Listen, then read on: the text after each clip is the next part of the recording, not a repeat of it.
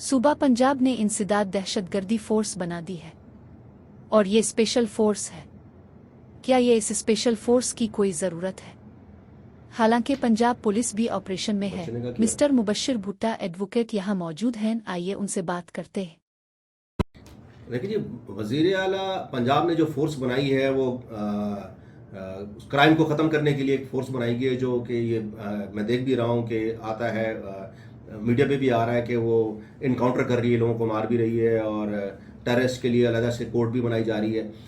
ان کی پروسیکیوشن کے علیحدہ سے جو ہے وہ کورٹ وغیرہ بھی بنائی جا رہی ہے۔ دیکھیں، یہ اگر ماضی کا آپ دیکھیں نا، تو ماضی میں بھی بھٹو صاحب نے ایک فورس بنائی تھی، اور وہ فیڈرل سیکورٹی فورس کے نام سے فورس تھی، ذوالفقار علی بھٹو صاحب نے بنائی تھی، اور اس کے اندر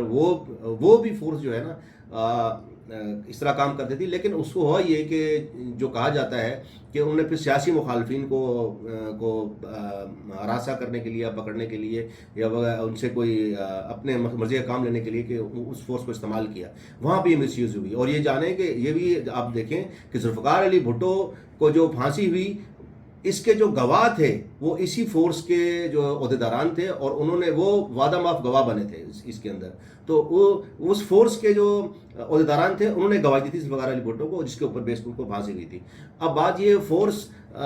کو آپ جس طرح استعمال کر رہے ہیں، اگر مس یوز ہوگا تو ڈیفینیٹلی فیوچر میں کہیں نہ کہیں کوئی پرابلم ہو سکتی ہے، ایسے کیس بھی آ سکتے ہیں۔ اگر کوئی فیک انکاؤنٹر ہوں گے اور اس کے اندر جو ہے کوئی کیس ایسا اٹھ گیا تو فیوچر میں پرابلم بھی ہو سکتی ہے